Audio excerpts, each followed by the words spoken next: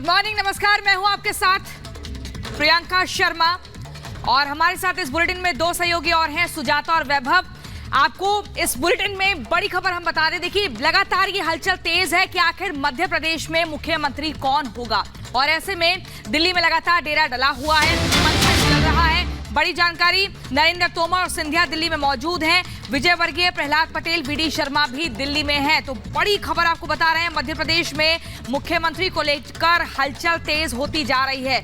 दिग्गज नेताओं ने दिल्ली में डेरा डाल लिया है और ऐसे में लगातार चर्चा, विचार विमर्श हो रहा है, मंथन हो रही है, लेकिन किसके नाम पर अंतिम मोहर लगेगी इसका इंतजार अभी करना होगा।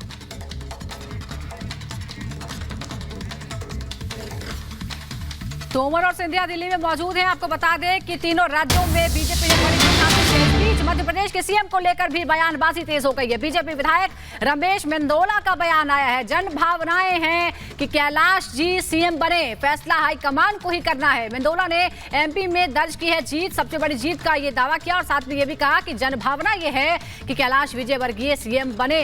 तो अब जो समर्थक हैं वो अपनी अपनी आवाज उठाने लगे। हालांकि जो नेता हैं जिनके चेहरे सामने हैं वो अभी तक कोई बयान नहीं दे रहे हैं, चाहे राजस्थान में वसुंधरा राजे हो या फिर यहाँ कैलाश विजयवर्गीय या कोई और दूसरा नेता, लेकिन उनके समर्थकों के जरिए आवाज पहुंचाई जा रही है।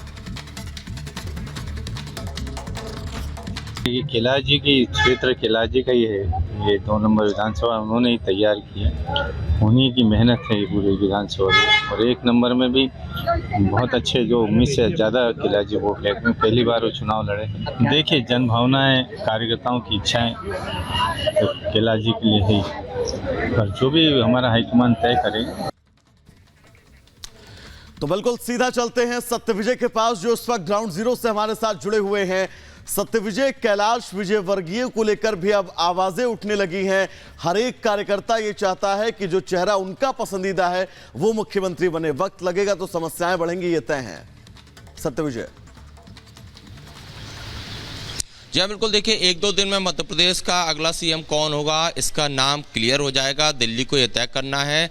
भाजपा के जितने भी बड़े नेता हैं, चाहे वो सिंधिया हो, चाहे वो तोमर हो, चाहे वो कैलाश विजयवर्गीय हो, चाहे वो प्रहलाद पटेल हो, प्रदेश भाजपा के वीडी शर्मा हो, सभी ने दिल्ली में डेरा डाला हुआ है। दूसरी तरफ सबके अपने अपने समर्थक हैं। अगर रमेश मेंदोला की बात करें तो वो भाजपा इंदौर 2 से विधायक हैं और उन्होंने उनसे जब सवाल किया कि अगला मुख्यमंत्री कौन होना चाहिए तो उनका ये कहना था कि इंदौर की जनता या जनभावना ये कि कैलाश जी मुख्यमंत्री बने। तो इसी तरह के स्टेटमेंट आना नॉर्मल सी बात है, क्योंकि ग्वालियर चंबल में जाएंगे तो सिंधिया और तोमर के लिए आवाज उठेगी। अगर महाकौशल मतलब कि नरसिंहपुर साइड के लोगों से बात करेंगे तो प्रहलाद पटेल की मांग उठेगी। लेकिन सबसे बड़े दावेदार के तौर पर शिवराज सिंह चौहान ही अभी तक उभर कर आए हैं। लेकिन रेस है, इस रेस में आला कमान को यह तय करना है कि किस को मुख्यमंत्री बनाया जाए। शिवराज सिंह चौहान 4 बार के मुख्यमंत्री हैं, क्या उन्हें 5वीं बार बनाया जाएगा? क्योंकि उनका अनुभव पिछले 20 साल से लगभग वो यहाँ मध्य प्रदेश की कमान संभाले हुए हैं। तो ऐसे में देखना ये होगा कि लोकसभा चुनाव भी है, आगामी अप्रैल मई में लोकसभा चुनाव होना है। तो उस लिहाज से भी आला कमान तय करेगा कि किसको मध्य प्रदेश की कमान सौंपी जाए। बिल्कुल सत्यविजय, बहुत ही महत्वपूर्ण बात है और इंतजार करना होगा। अभी देखना है कि किसके नाम पर अंतिम मोहर लगती है। 4 बार के मुख्यमंत्री को क्या 5वीं बार मौका मिलता है या किसी नए नाम पर मोहर लगती है। इसी बीच एक और बड़ी खबर बता दें अपने दर्शकों को, कांग्रेस की हार से बौखलाए दिग्विजय सिंह। चिप वाली मशीन को हैक करना संभव, इस तरह की बात कर रहे हैं। 2003 से कर रहा है, ईवीएम से वोटिंग का विरोध ये किया जा रहा है। क्या भारतीय लोकतंत्र को पेशेवर हैकर नियंत्रित करेंगे? क्या हम इसकी अनुमति दे सकते हैं? भारतीय दलों को इस पर विचार करना होगा। क्या इलेक्शन कमीशन और सुप्रीम कोर्ट भारतीय लोकतंत्र की रक्षा करेंगे? तो इस तरह की बातें कही जा रही हैं दिग्विजय सिंह द्वारा, जो कि सीधा ईवीएम मशीन को लेकर अब सवाल खड़े कर रहे हैं। उनका कहना है कि 2003 से ही ईवीएम से जो वोटिंग हो रही है उसका विरोध कर रहे हैं। बिल्कुल। तो देखिए, फिर एक बार अब हार के कारण ढूंढने की शुरुआत हो गई है और सबक नहीं लिया जा रहा है। अनामिका भी हमारे साथ जुड़ी हुई है। अनामिका, देखिए, बड़ा सवाल यह है कि अब समय बहुत ज्यादा लोकसभा चुनाव के लिए बचा नहीं है, तो आत्ममंथन करने की बजाय कि गलती कहां हुई, कहां चूक हुई, स्ट्रेटजी कैसे हम बदलेंगे, फिर से वही पुराना राग कि ईवीएम में गड़बड़ है, ईवीएम को हैक किया गया है।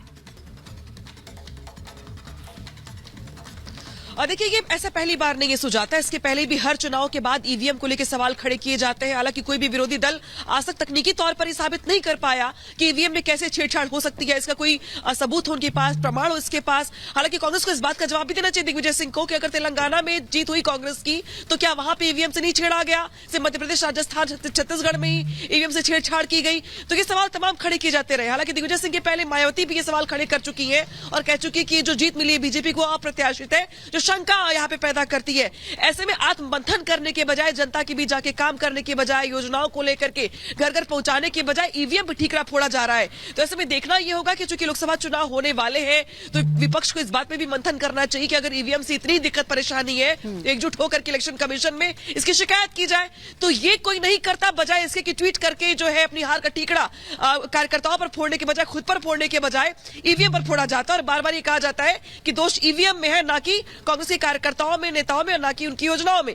ऐसे में अब जिस तरीके से मायावती के बाद दिग्विजय सिंह ने ये मुद्दा उठाया है, तो शुरुआत से ये लग रहा था कि अब तक ईवीएम का जिक्र क्यों नहीं हो रहा है। तो चुनावी जीत के 3 दिनों के बाद जिक्र हो गया है, दिग्विजय सिंह ने साफ तौर पर यह कह दिया। लेकिन देखना यह होगा कि क्या कांग्रेस के बाकी नेता, बिल्कुल आत्ममंथन की जरूरत है।